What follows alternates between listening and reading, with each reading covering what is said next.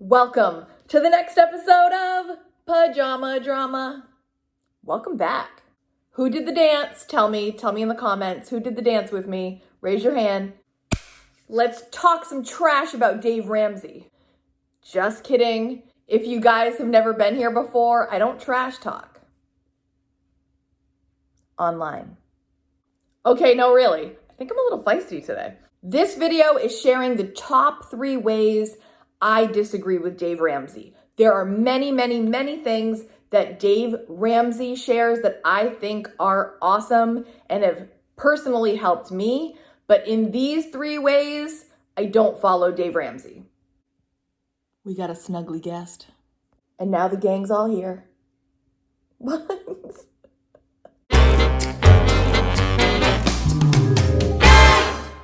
The first way I don't follow Dave Ramsey is his view on credit scores. Dave Ramsey thinks you should pay off all your debt, never borrow a single penny again, and have a 0 credit score. For me personally, I'm not doing that. I am going to keep a credit score and I'm going to keep a high credit score. Now, I'm not saying that he's wrong. I'm saying the average person might struggle a little bit more if you have no credit score. For example, in my own personal experience, when I bought this house, if I didn't have a high credit score, I think it would have been more of a struggle. Can you hear my cat crunching on his food in the background? Sorry about that. The real estate market is so competitive right now. Even after I had submitted every single thing that you possibly could submit besides a blood test, basically, to get the house, when it came down to it, because it was such a competitive market, I think my seller had about 7 or 10 offers on the table, and they had us resubmit all our credit scores all over again to be sure that we were going to be able to take on this payment. This indicated to me that if I had not had such a great credit score amongst this pool of others, I don't think maybe I would have even gotten the house. It was a factor. It was one of the factors, not everything, but it definitely was in this particular case. Dave calls it an I love debt score. He says, I have a 0 credit score and I'm doing just fine. Dave, we get it, okay? But I'm not doing that. And I just know in my own personal experience, I'm comfortable with a credit score. I always pay off everything monthly. And me personally, I'm keeping the credit score and I'm keeping it high. Number 2, Dave Ramsey suggests not investing in retirement until you've done baby step number 1, which is save $1,000. Number 2, pay off all your debts. And number 3, build your 3 to 6 month emergency fund. And then you can start. Now, again, I'm not saying he's wrong. This might be a strategy that a lot of people use and it works. For me personally, I did not discover / participate in the concept of retirement until my late 30s. And this is one of my biggest regrets. And I really feel the sooner the better. Now I understand why he wants this to go in this order. It does make sense. But for me personally, again, for retirement, I wish I had done it so much sooner, you guys. If you are watching this and you are not contributing to a retirement account yet, especially if you are employed and even if you're in your early 20s or 30s or for any time, if you're not investing yet, get a little bit in there, get started. Compound interest is amazing. It's like magic. And I wish I had done it sooner. Again, these are just my thoughts and I'm not a millionaire like Dave Ramsey and I'm very aware of that. But for me, I would love to have even just a little bit in there building compound interest, especially if your employer offers a match. Let's just think about this. If your employer is offering a match, I just feel like it's leaving money on the table that you could be having for free.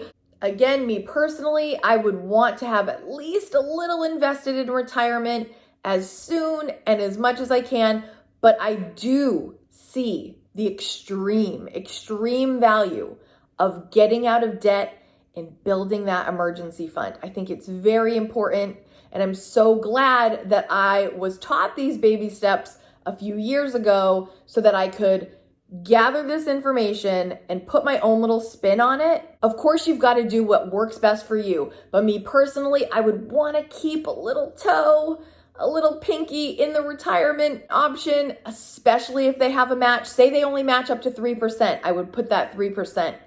Boom. Me personally, yes, that's what I would do. The number 3 top way I disagree with Dave Ramsey is kind of more on a personal note. At first, when I started listening to him, his tough love mentality sometimes inspired me.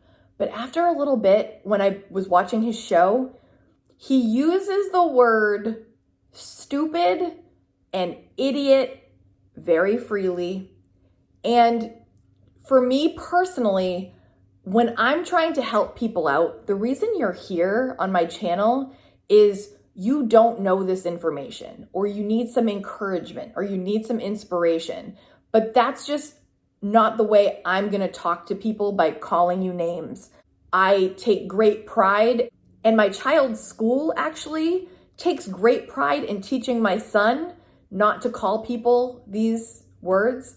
And so it's very hard for me to hear it, even as an adult. And I know we're all adults here mostly, and people don't think those are necessarily bad words. I just find that when I have people coming to me that are feeling vulnerable, they're feeling lost, they're looking for guidance, they're willing to see things differently now, and they're looking for a way, I'm not gonna call you these names and insult you, even though I get how sometimes the way he does it's kind of like, get off your butt, get this done, stop making excuses. Like, I can see how that could work for some people, but the name calling and the making people feel kind of shameful for, certain things, like, that's not my approach. So in that way, I'm not going to follow his way. I'm not going to call people names. I'm not going to call people stupid. I'm not going to call them an idiot. I really work hard to make sure Kaden doesn't speak to people that way, and I want to lead by example. Those are my top 3. Now, there is one of the steps that almost everybody else talks about, but honestly, I'm not going to dive into that one because I don't feel as passionate about it as some other people do, but I will tell you what it is, the one that I'm not going to get into. That is the number 1 baby step, saving $1,000 baby emergency fund. What I want to say about this is, do not get caught up on this number. A lot of people you will find on other channels will say, this is way too small for a baby emergency fund. That's not accounting for inflation over the years. There's so much more. People might be right, okay? It might sound way too small to some. So if it is, double it or do what you got to do. A lot of people think that the baby emergency fund, if you watch other channels, should be maybe a month's worth of your expenses. I'm down with that also, but my encouragement is don't get hung up on this number. 1,000's too little, so I'm not even going to do it. Get started. No matter what the number is that you choose, don't waste time, get it saved, and move on to the next step. You understand what I'm saying? A lot of people get hung up on that. Like, well, that's too small. Pick a number and run with it. Don't waste time on it. Don't get hung up on that step. Get it and go. The whole point of him doing that and explaining that is to get something under your belt, and in case ish happens kind of fund. And I know that $1,000, especially after what we just experienced, sounds so small, and you might think that might not cover enough. But the point is, get moving, get something under your belt so you can start paying off your debt, right? And the truth is, you guys, $1,000 once changed my life dramatically. $1,000, Kate? Really? Just 1,000? Yeah. Truthfully, $1,000 once changed my life. It changed everything for me. If you want me to do a video on that, I will. That's not the topic of this exactly, so I won't get into it. It'll take too long. But if you want to know the story about how $1,000 actually did change my life, let me know in the comments and I'll make that for you for another video. Everyone that we follow is going to have ways of doing things that we think are going to work for us in ways that we don't. You might watch me and you're like, oh, this 4 budget category thing is awesome. I'm going to do that. And some of you might watch and go, that's not enough. And you're not going to. Some of you watch Dave Ramsey and you say, oh, this is great. This is fantastic. I'm going to do that. And then you listen to some other parts, like the other parts I just explained, and you're like, that is not going to work for me. I'm not doing it.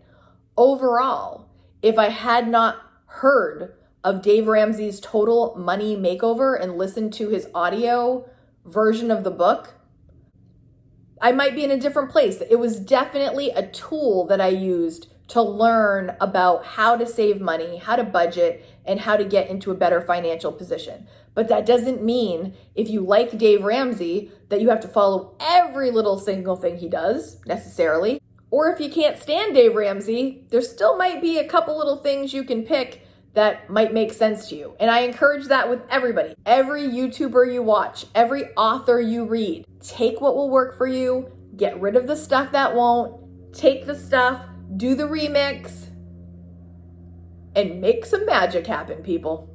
That's all for Pajama Drama. Why Jazz Hands, Kate? Why? I don't know.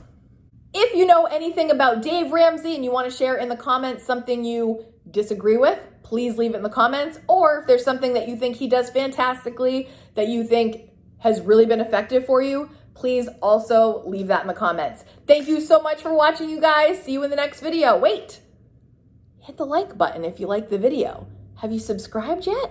It's that red button. Just tap it.